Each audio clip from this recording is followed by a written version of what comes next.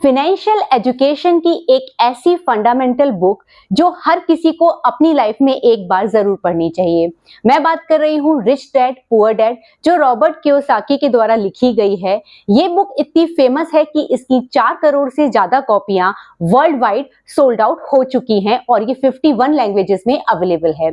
तो इस बुक के जो 10 की प्रिंसिपल्स हैं फाइनेंशियल फ्रीडम को पाने के लिए, वो आज मैं समराइज करूंगी इस वीडियो में। और अगर आपने अभी तक ये बुक नहीं पढ़ी है तो आपको पढ़ना चाहिए, और इस वीडियो को देखने के बाद भी आपको क्लियर हो जाएगा कि एग्जैक्टली इस बुक में क्या दिखाया गया है।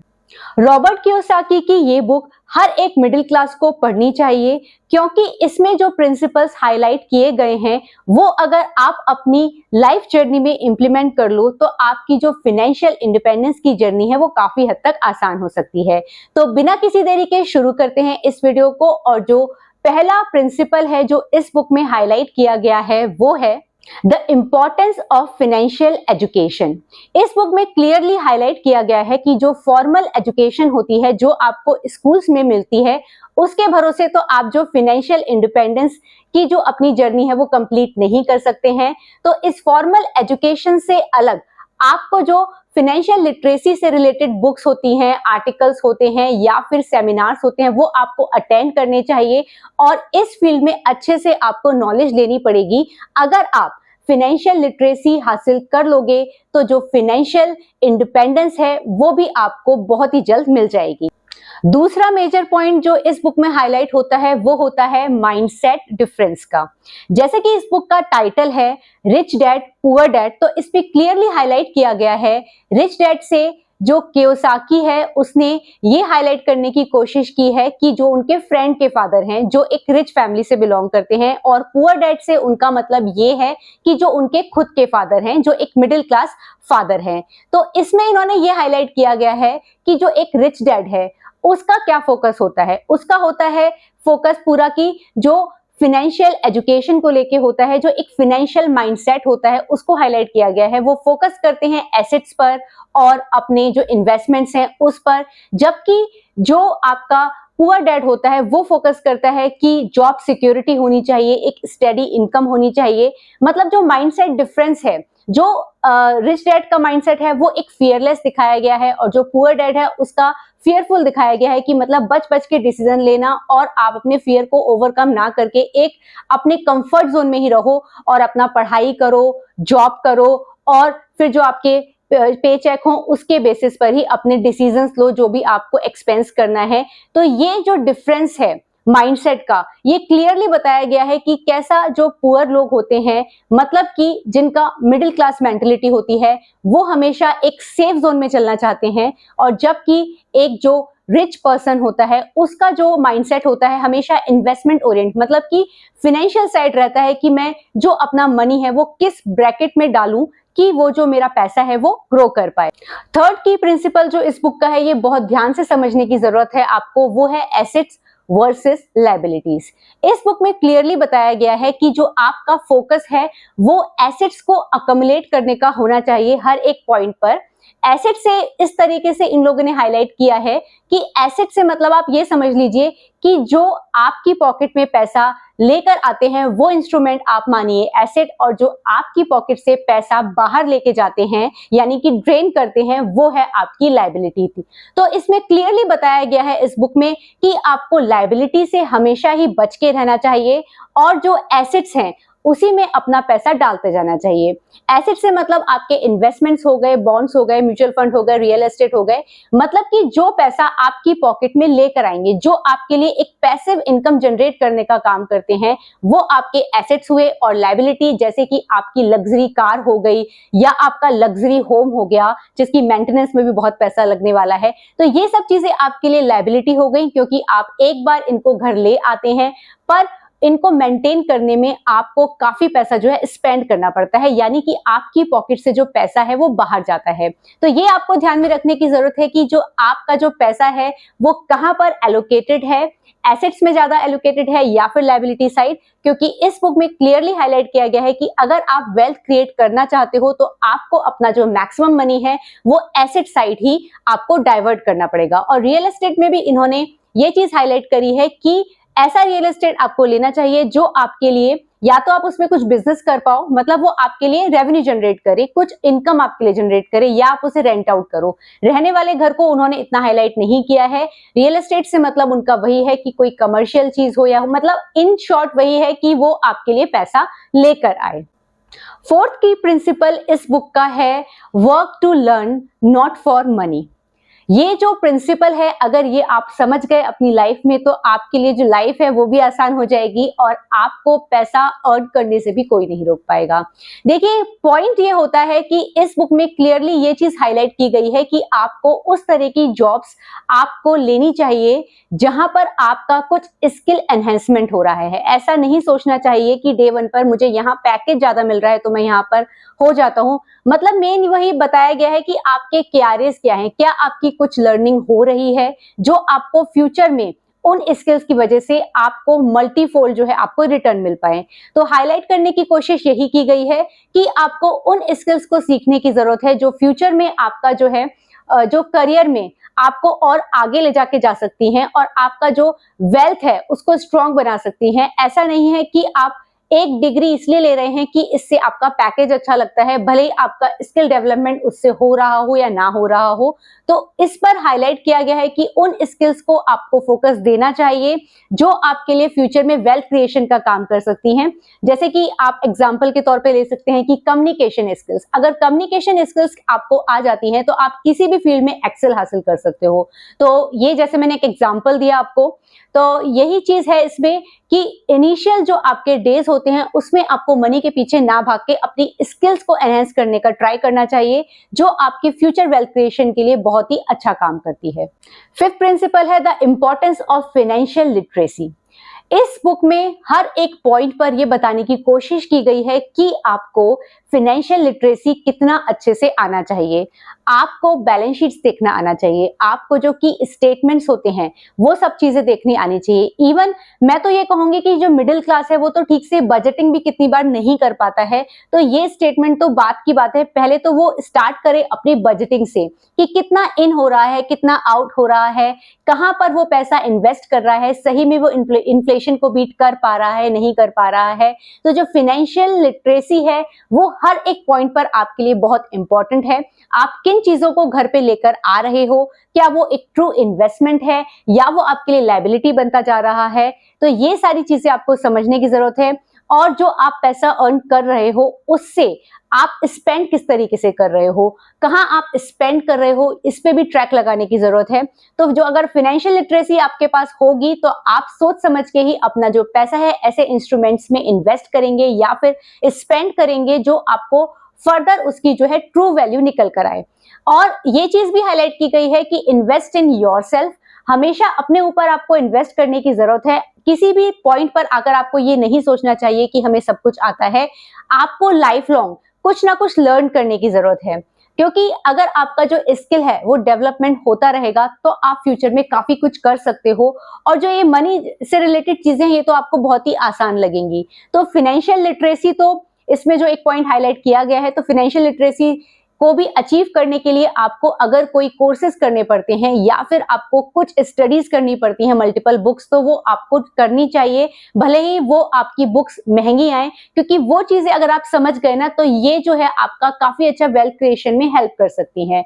तो ये चीज आप मेरी याद रखिए कि जो फाइनेंशियल लिटरेसी है इस बुक का की हाईलाइट है, हमेशा उस चीज पे फोकस की गई है, उन्हीं स्किल्स को ऐड करने की बात कही गई है जिससे आपका जो है ट्रू वैल्यू निकल कर आती है। तो जैसा कि मैंने इसके पहले भी जो पॉइंट में एक्सप्लेन किया था कि आपको उन्हीं तरह की जो जॉब्स हैं उसमें आपको फोकस करना चाहिए जो आपकी स्किल डेवलपमेंट का काम करती हैं। भले ही उसमें आपका पैकेज कम हो ज्यादा हो, इट डजंट मैटर, लेकिन फ्यूचर में वो आपको एक अच्छा एक आपका जो ये कह सकते हैं कि एक वेल्थ क्रिएशन का तो काम करेंगी, साथ ही साथ जो आपका जो पर्सनैलिटी डेवलपमेंट होगा वो भी कुछ अलग ही होगा। और जो कॉन्फिडेंस जब आप में आ जाता है ना किसी अगर पर्टिकुलर स्किल आने के बाद, तो आप किसी भी फील्ड में एक्सेल कर सकते हो। और जैसे कि फाइनेंशियल लिटरेसी है, अगर आप इस फील्ड में भी आज की डेट में भी स्टार्ट करना चाहो तो बहुत कुछ कर सकते हो।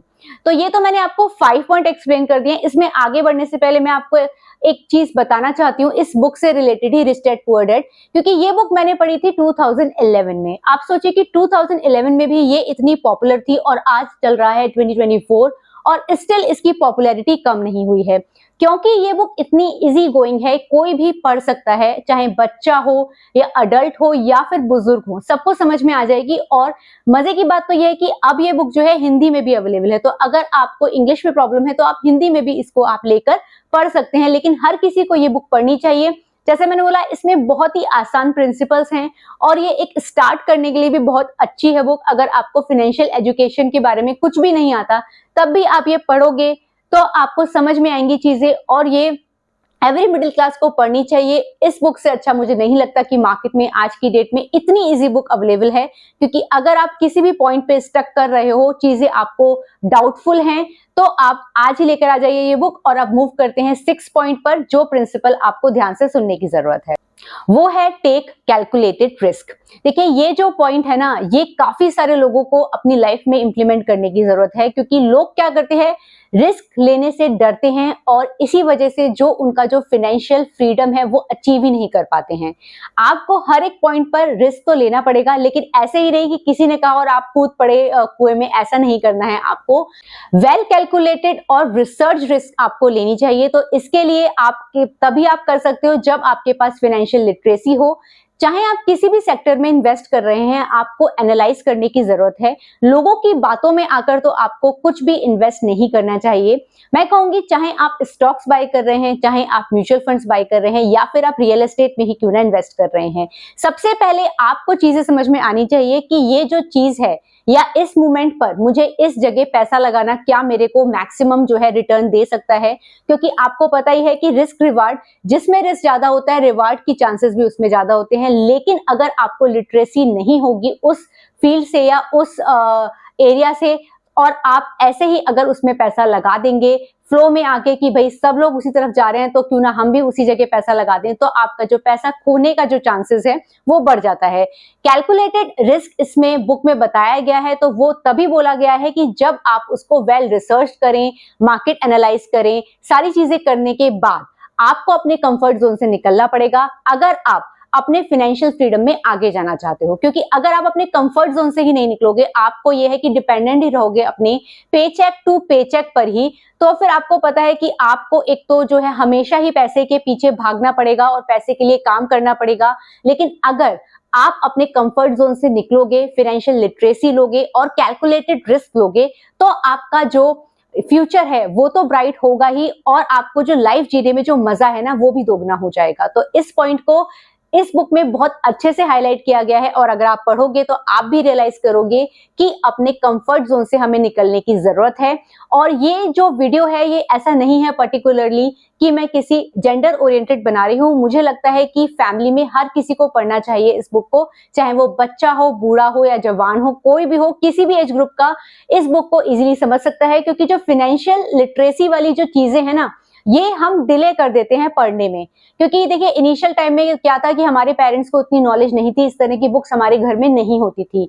हम फिजिक्स, केमिस्ट्री, मैथ्स पढ़ लेंगे, जो एक मैं कह सकती हूँ कि वो फिर भी डिफिकल्ट सब्जेक्ट्स हैं, लेकिन हमें जो फिनेंस है वो पढ़ाया ही नहीं गया।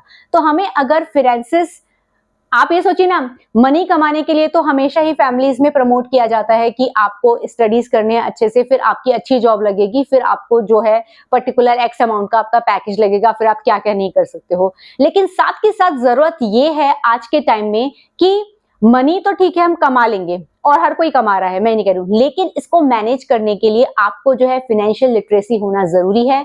और फाइनेंसेस की नॉलेज मनी कमाने से पहले ही अगर हो जाए तो डे वन से ही आप उसको अच्छे से मैनेज कर लोगे। जैसे मैंने बोला कि मैंने ये बुक खुद 2011 में पढ़ी थी, तो अगर मैं सोचिए ना, अपने अगर स्कूल टाइम में पढ़ लेती तो मैं आज और ही अलग लेवल पे होती इस फील्ड में। स्टिल ठीक है, जब भी आप पढ़ें, लेकिन अगर आपने अभी तक भी नहीं पढ़ी है तो पढ़ लीजिए, और अगर आप नहीं भी पढ़ना चाहते हो तो इस वीडियो को एंड तक देखेंगे तो आपको इसके जो की प्रिंसिपल्स हैं वो एकदम समझ में आ जाएंगे। 7th पॉइंट जो इस बुक में बहुत ही अच्छे से एक्सप्लेन किया गया है वो है कीप इमोशंस इन चेक। जो भी आपको इन्वेस्टमेंट से रिलेटेड जो आपके डिसीजंस होते हैं वो आपको इमोशंस के बहाव में आकर नहीं लेने हैं।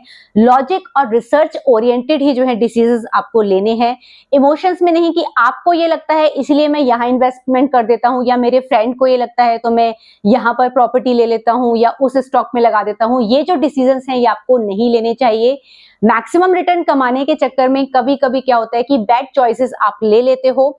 देखिए, आपको सभी को पता है कि लॉजिक और रिसर्च के आगे तो कुछ भी नहीं है, तो इन सब चीजों में जो फाइनेंशियल डिसीजंस होते हैं इसमें आपको लॉजिक और रिसर्च को ही ऊपर रखना चाहिए। अपने जो गट फीलिंग हो गई या आपके इमोशंस हो गए उसको साइडलाइन रखना चाहिए, क्योंकि वो जो चीजें होती है इमोशंस पे नहीं चलती हैं। क्योंकि ये जो मनी मार्केट है आपको पता ही है, ये सब कुछ रिसर्च बेस्ड ही है। इसीलिए कुछ लोग इस फील्ड में अच्छा कर पाते हैं और कुछ नहीं कर पाते हैं। वो डिफरेंस यही होता है कि कितने वो उस चीज को लेकर उन लोगों ने रिसर्च करी है। और हाँ, एक चीज और इस बुक में हाईलाइट की गई है, वो बहुत ही इंपॉर्टेंट है कि जो फियर होता है और ग्रीड होती है, इसको आपको हमेशा ही क्या करना चाहिए, चेक करना चाहिए कि कभी कभी आप क्या करते हो, अपने फियर और ग्रीड के चक्कर में जो बैड इन्वेस्टमेंट ऑप्शंस है वो चूज कर लेते हो। तो ये चीज आप माइंड में रखिए कि फियर और ग्रीड के चक्कर में इन सारी चीजों में ना पड़ के रिसर्च बेस्ड ही जो आपके डिसीजंस होने चाहिए वो लेने चाहिए। 8th पॉइंट जो इस बुक का बहुत ही कह सकते हैं कि की पॉइंट है, और मैं अपने मोस्ट ऑफ द वीडियोस में इसे हाईलाइट करती रहती हूं, कि limit your expenses. Unnecessary spending और अननेसेसरी जो लोन होते हैं ना, उससे आपको काफी दूरी बनाने की जरूरत है, ऐसा इस बुक में लिखा गया है। और इसमें एक चीज और भी लिखी गई है कि लिविंग बिलो योर मीन्स। आपको अपनी लाइफ हमेशा ही जो है आपके जो भी आपकी अर्निंग्स है, ऐसा नहीं होना चाहिए कि आपकी अर्निंग बढ़ रही है तो आपके जो स्पेंडिंग जो भी पावर है वो आपकी बढ़ी और आपने स्पेंड करना चालू कर दिया। आपको एक अपना लाइफस्टाइल मेंटेन करना चाहिए, तो आपकी वो जो लाइफस्टाइल हो वो अर्निंग डिपेंडेंट ना हो, वो एक मॉडरेट अमाउंट में रहनी चाहिए, जिससे आपके पास हमेशा ही जो है फंड्स अवेलेबल रहेंगे राइट टाइम के लिए इन्वेस्ट करने के लिए। क्योंकि अगर आप अपने एक्सपेंसेस जो हैं अपनी सैलरी के अकॉर्डिंग बढ़ाते जाएंगे तो आपके पास कभी भी जो है अच्छे फंड्स अवेलेबल नहीं होंगे, और जब मार्केट में सपोज क्रैश आता है या फिर कोई चीज आपको एक अच्छे रेट्स पे अवेलेबल होती है, उस टाइम आपके पास फंड्स ही नहीं होंगे और आप उस प्रोडक्ट को या किसी भी चीज को बाय नहीं कर पाओगे जो आपके फाइनेंशियल इंस्ट्रूमेंट्स होंगे। तो इस बुक में हाईलाइट किया गया है कि अननेसेसरी जो भी स्पेंडिंग आप कर रहे हो या फिर आप ओवरलोडेड हो लोन वगैरह से, तो उससे थोड़ा दूर रहिए। जो रिक्वायर्ड है लोन, जैसे कि प्रॉपर्टी वगैरह के रिगार्डिंग, वो तो आप लीजिए क्योंकि वो तो आपका जो है एक एसेट बिल्ड हो रहा है। लेकिन जो होते हैं पर्सनल लोन ले लिया किसी ने या XYZ जो फालतू के होते हैं, आजकल तो लोग EMIs पे भी सामान ले लेते हैं, तो उन सब चीजों को आपको अवॉइड करना चाहिए। फोकस करना चाहिए अपने लाइफस्टाइल पर, एक लाइफस्टाइल मेंटेन करना चाहिए, और हमेशा ही जो फंड्स हैं अवेलेबल होने चाहिए राइट इंस्ट्रूमेंट खरीदने के लिए जो फाइनेंशियल मार्केट में अवेलेबल हो। तो इसीलिए ये जो पॉइंट है ये बहुत इंपॉर्टेंट है और आपको भी ये बात समझने की जरूरत है। 9th पॉइंट जो इस बुक का है, जो काफी इंपॉर्टेंट है, कि क्रिएट मल्टीपल इनकम स्ट्रीम। देखिए, फाइनेंशियल स्टेबिलिटी के लिए आपको चाहिए कि आप किसी एक सोर्स ऑफ इनकम पर डिपेंडेंट ना रहें। फाइनेंशियल स्टेबिलिटी तभी आएगी जब आपके पास जो है मल्टीपल सोर्स ऑफ इनकम होंगे, और उसके लिए आपको क्या करना पड़ेगा, अपना जो पोर्टफोलियो होगा, यानी कि जो आपका इन्वेस्टमेंट है वो आपको डाइवर्सिफाई करना पड़ेगा। आपको किसी एक जगह अपना जो सारा जो पैसा है वो नहीं रखना है। कहा भी जाता है, जो बेसिक प्रिंसिपल है कि इन्वेस्टमेंट का, कि आपको जो अपने एग्स होते हैं वो डिफरेंट डिफरेंट बास्केट में ही जो है पार्क करना चाहिए। आई मीन जो आपका पैसा है उसको डिफरेंट डिफरेंट बास्केट्स में आप पार्क करेंगे, तभी क्या होगा कि आपको एक अच्छा रिटर्न भी मिलता है और फाइनेंशियल स्टेबिलिटी भी रहती है। तो आपके पास बहुत सारे इंस्ट्रूमेंट जैसे आज की डेट में भी अवेलेबल है, आप अपना जो है पैसा पार्क कर सकते हैं, चाहे वो बॉन्ड हो, स्टॉक्स हो, म्यूचुअल फंड्स हो, रियल एस्टेट हो, FD हो, गोल्ड हो, जो भी आपको सही लगता है। लेकिन अपना जो पैसा है किसी एक बास्केट में पार्क ना कीजिए, क्योंकि ये जो मार्केट होता है ये साइक्लिक चलता है। कभी एक एसेट क्लास परफॉर्म करेगा, कभी दूसरा परफॉर्म करेगा, और इन केस अगर इमरजेंसी पड़ती है आपको और फंड्स निकालने पड़ते हैं, तो आप उस एसेट क्लास से विड्रॉ कर सकते हो जो उस टाइम का बेस्ट परफॉर्मिंग एसेट क्लास हो।